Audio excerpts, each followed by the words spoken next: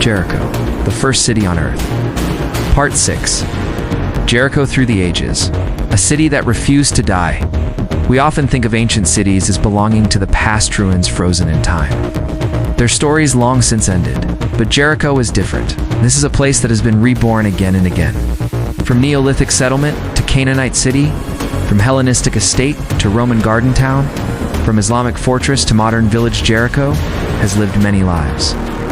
It is not just the world's oldest city, it is one of its most enduring. Archaeologists at Tell Sultan have unearthed over 23 layers of occupation, each one representing a different chapter in Jericho's incredible story. Between the city's founding nearly 10,000 years ago and today, Jericho has been destroyed, abandoned, and rebuilt countless times. Each time, people returned. Each time, life continued.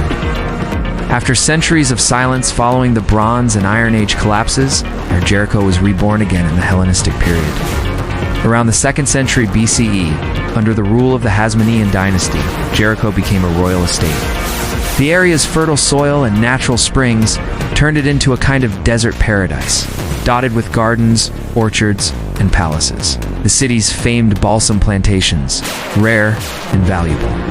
Perfume-producing plant made Jericho famous across the Greek and Roman worlds. When the Romans arrived, Jericho flourished again. It became a winter retreat for the wealthy, especially under Herod the Great, who ruled Judea under Roman authority.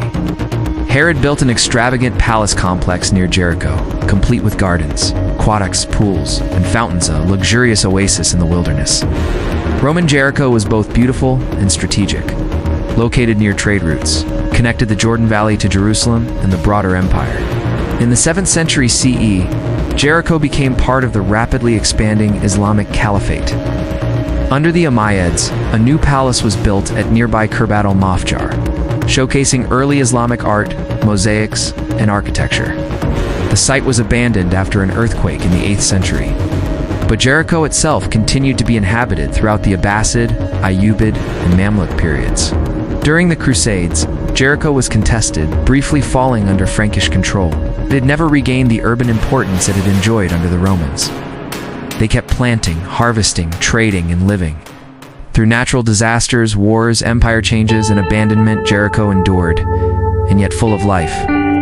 Even when the city was reduced to a small village or oasis camp, people stayed. To this day, Jericho remains inhabited, the lowest city on earth, sitting nearly 850 feet below sea level, surrounded by the harsh desert.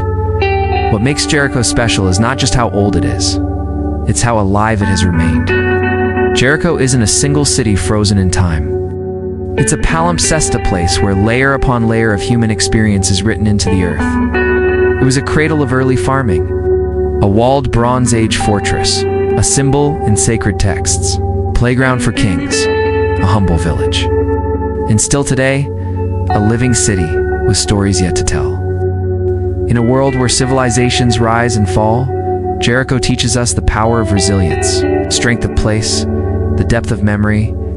In the stones of Jericho, we don't just find the first steps of civilization. We find the stubborn spark of human continuity, the will to stay, to rebuild, and to remember. It is the city that would not die, the first city. A reflection on beginnings from ancestral skulls to royal palaces. From ritual shrines to modern-day streets, we've walked through more than 10,000 years. From round mud-brick homes to stone towers. Now we ask the question that has hovered over Jericho like desert haze since the very beginning. Was this truly the first city on earth? Cities don't appear in an instant, they form slowly, layer by layer. So what makes a city a city? A settled population, permanent dwellings, food production, and storage, defense and organization. Trade and ritual memory and continuity. By these standards, Jericho, at least by 8000 BCE, was something remarkable. It had walls, public architecture, and signs of social coordination. It had a water source that gave rise to agriculture in an unforgiving land. It had burial customs, perhaps even a belief in an afterlife, a connection to ancestors, sense of place. No other known settlement from this early period shows such complexity, longevity, or intentional design. Yes, Göbekli Tepe is older, but it wasn't a city, only a sacred site. Cataluk was populous, but had no streets, walls, or hierarchy. Uruk was grand, but it came thousands of years later. Jericho was first in many things. The first known tower, the first long-term defensive wall, one of the first communities to show signs of urban consciousness. It may not be the first in every category, but as a whole, it stands as perhaps the first place where people truly said, "Here we build. Here we stay." Why did they build it? The desire not just to survive, but to organize, remember, and belong. Why here, in the middle of the desert, on the edge of a lifeless sea? Perhaps because they could. Because the spring at Inez, Alton offered a whisper of stability. Because in the face of chaos, floods, war, drought, they chose to build something that might last.